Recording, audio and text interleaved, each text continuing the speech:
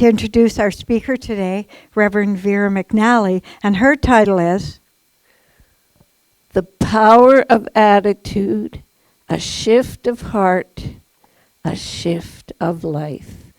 Okay, Reverend Vera, come on up.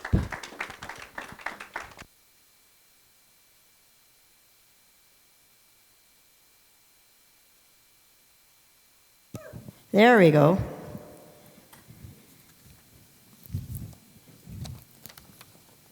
Welcome, welcome.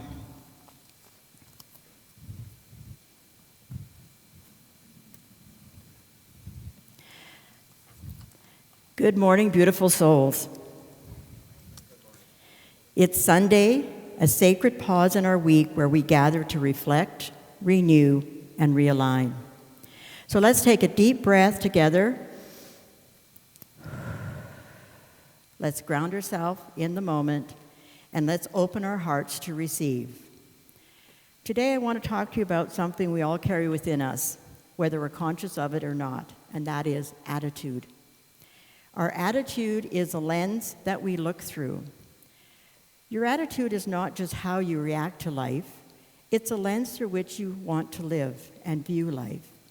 Two people can face the same situation and walk away with completely different experiences, simply because the attitude they bring into it.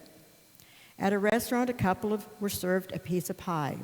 She noticed that he got the bigger slice and muttered, "Figures, he always gets a lion's share." Meanwhile, as he's savoring his pie, blissfully unaware, she could have just thought, "Perfect, I don't want the extra calories. I don't have to go to the gym 3 times a week, only once this week." Instead, she stayed angry, missed out on the enjoyment of the evening. What about these gestures? Do you recognize them? Really?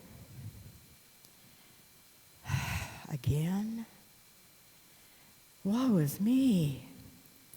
What about negative ranting and raving? I don't think any of you have done this, but I know I have done this a time or two. Just the other day, I was driving on Taylor Drive, and it's a beautiful Sunday, and had my windows down, and I'm talking very loudly and ranting, of course, about the incompetent drivers that we have. So then all of a sudden, I noticed people were kind of staring at me, and I thought, uh-oh. They were staring at me like I had escaped the reality TV show called Highway Meltdowns Uncensored. That's when I realized my window was down, so I just turned up the radio really loud and then carried on thinking, I'm doing a talk on attitude. Universe will give you always something to work on. When you say you're going to do something, be prepared. Careful what you ask for. Attitude isn't just emotional or mental, it's spiritual. It flows from within. It determines whether we choose compassion or criticism, trust or fear, gratitude or grumbling. In the Creative Mind and Success book on page 18, Ernest Holmes says, "We must be consistent in our attitude of mind, never wavering." So that means being in the now moment. Just like the air we breathe, it's always there, shaping everything we do. Your attitude is yours, and no one can make you have a bad attitude. Now, you might want to write this down. Your attitude is yours, and no one can make you have a bad attitude. Attitude is a choice, not a circumstance. We don't always get to choose what happens in life, but we get to choose how we show up. You may not be able to control the storm, but you can always control how you anchor yourself in it. A couple of weeks ago, I went fishing and had a great time. The weather was great, except for the second day we were coming in. And it was really choppy. And we could have all grumbled about, how terrible the weather was. But we didn't. We hung in there. And we were coming into we hit one wave, and then that wave hit a second wave, which bounced me up in the air. I learned to fly on a boat, believe it or not. And I landed down, I don't know if you guys are aware of boats, but there's down in the gully where you can sleep and they have the porta potty. Well, I landed down there in the hole. And, of course, the boat stopped, and everybody's running down to see if I was okay. And I was okay. I was okay, a little shocked. And so I got up and stuff, and everybody said, "You okay?" I said, "Yeah, I'm perfectly fine." I said, "I didn't realize I could fly." I said, "But I got to learn how to make a softer landing." Of course, attitude, right? I could have been miserable. I could have got upset at our guide that was driving the boat and stuff like that. And we all had a good laugh, and we're still laughing about it now every time we get together with the people we went fishing with. And they keep asking me, "Are you still flying?" Yes, I am. So what has your attitude been this week? Have you been approaching challenges with trust or resistance? Have you been meeting people with kindness or with a wall of defense? The world might offer plenty of reasons to be cynical, bitter, or tired, but our faith calls us into something deeper. Romans 12, verse 2 reminds us, "Do not conform to the patterns of this world, but be transformed by the renewing of your mind." Renewing your mind means shifting your attitude again and again toward hope, love, and divine possibility. Not always easy, but when you take a deep breath and realize you control your attitude, no one else does. Science in Mind book on page 282, Ernest Holmes says, "Life is a mirror and will reflect back to you, the thinker, what he thinks into it. So your mental and spiritual attitude becomes the blueprint for your outer experiences." A positive and harmonious attitude, cultivated through practices like mindfulness, gratitude, connection with nature, can influence one's well-being and the world around them. Conversely, negative emotions and thoughts are seen as conflicting and can create obstacles to healing and your growth. Attitude shapes our relationships. Think for a moment of the people around you, your family, your friends, your coworkers, and even the stranger on the street. Many people say about the homelessness, what are your attitudes towards them? Have you taken a moment to step into their shoes, to ask why are they on the street? How did they get there? Believe it or not, we can all been there. I've been there many years ago. I lived on the street for 4 years. That was an experience, let me tell you. And it wasn't that bad of an experience. I learned and grew lots from that experience, and I'm still growing because of it. What energy do you bring into spaces that you're in? You may not say a word, but your attitude speaks volumes. When someone is talking to you, do you listen intently, or do you cross your arms? Here she goes again, just yakking away about the same old thing. You look at your watch. Gee, I wish she'd hurry up. I've got places to go. I got coffee waiting down there at a friend's house. So think about that when you're with somebody. What's your attitude with them? Are you there fully with them and in present moment? Compassion, kindness, humility, gentleness, patience. These are all attitudes. They are not based on mood or convenience. They are conscious daily choices. Relationships thrive not when we are always right, but when our attitude is rooted in grace. How our attitude shapes our relationship with God. Now, this is a good one. I love this one. Have you ever noticed how your attitude affects your prayer life, your spiritual mind treatments? See a few nods out there, so yeah, you've walked that path with me too. When we come to God, before God with a complaining spirit, we close ourselves off. God, are you there? Because I've been calling, I've been crying, I've been waiting. It seems like silence from you. I'm doing my best down here, but I'm tired, I'm frustrated, and honestly, I'm a little mad at you. You say you're always near the brokenhearted. So where are you really? I really am not trying to be ungrateful. I'm just overwhelmed. Please show me that you're still with me. So that is the woe is me prayer. And I've done that a few times in my ranting and raving. But when we approach prayer or spiritual mind treatment with gratitude and openness, we begin to hear divine whispers again.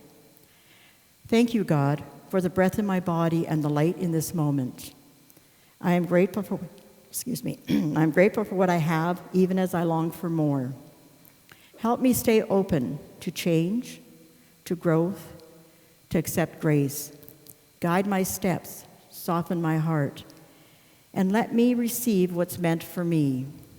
In Psalms 51:10 says, "Create in me an open heart, O God, and renew a right spirit within me." A right spirit is another way of saying, God, give me the right attitude. Sometimes it's not us waiting on God.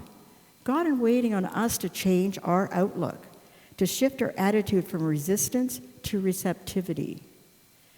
So next time you're doing your prayer work, know that God is there waiting for you. But how are you asking? What are you saying to God? How to reset your attitude. How do we shift our attitude when we're tired, angry, overwhelmed, and especially when we're frustrated? We've been asking and asking and asking, and nothing's coming because we're frustrated and overwhelmed. So here are 3 simple spiritual practices. Pause and breathe. Take a deep breath and release. And if 1 doesn't work, take 2. That doesn't work, take 3. Yet if that doesn't work, take 10. Take whatever it takes, just pause and breathe. And I don't mean, I mean deep breathing. Breathe into your body. Even a 30-second pause can soften your energy. Ask yourself, what attitude am I holding right now? Is it serving me? Is it aligned with love, with peace, with joy, with a compassion for others and myself, with patience, with gratitude? The second thing is speak your gratitude out loud. And many of us, regardless of where we are, even at home, and Joanne and Reverend Doug has talked about mirror work. We don't like to talk and face ourselves out loud. And unless I'm in my car ranting and raving about the traffic, I can speak out loud. However, it doesn't matter where you are. It doesn't matter if you're in the grocery store. To say, I am grateful that I can go to the grocery store, that I can buy an apple, I can buy whatever I want to eat today.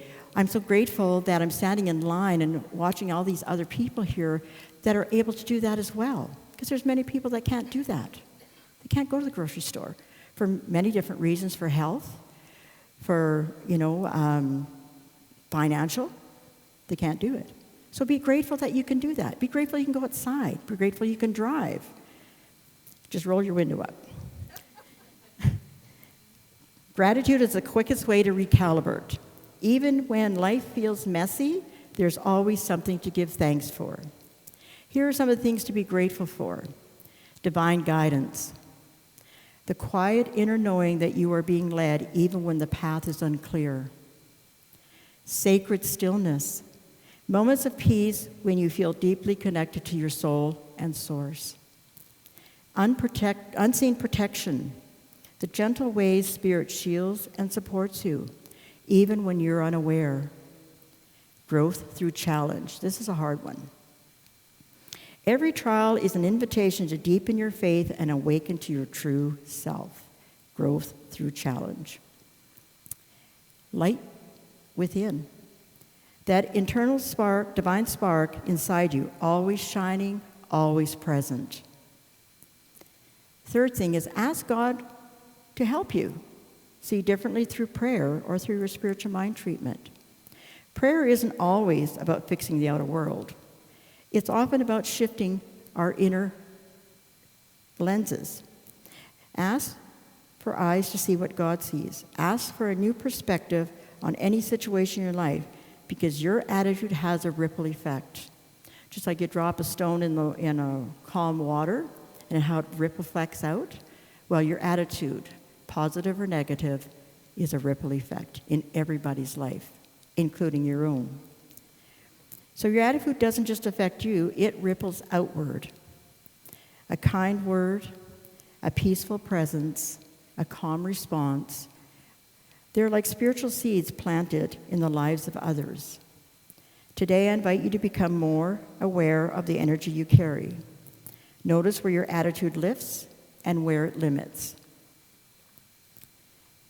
And remember, you have the power by God's grace to shift it.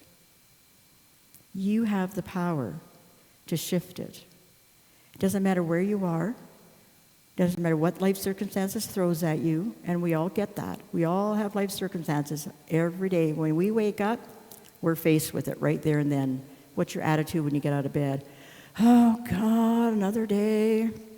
Got to go out and weed the garden. Can't go camping. I got to cut the grass, which I don't cut roots, by the way, just to let you know. Somebody else does that for me. But what's your attitude when you get up?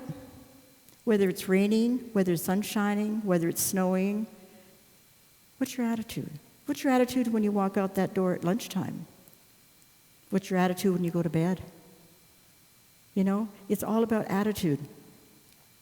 Proverbs 17:22, a cheerful heart is good medicine, but a crushed spirit dries up the bones. Know that your attitude can heal. Your attitude can be uplifting.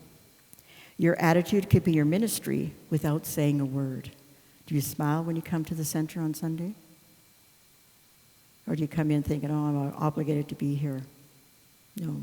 We're here because we love to be here. This is a great center to come to and share in camaraderie and the singing and just to be with people. Let's hear their story. Let's see where they're coming from, because everybody has a great story. So as you go into the next week, may your heart be light. May your words be life-giving and your attitude be a reflection of divine love. Walk in peace and shift the world one moment, one attitude at a time. So take care to watch your attitude unless you get caught in the reality show, Life Meltdowns Uncensored. And if you do, I have an audience for you.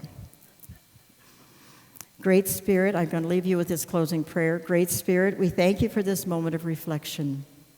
Help us to become conscious of our attitude, to carry kindness even when we are weary, to bring peace into places of conflict, and to embody joy even when life feels uncertain.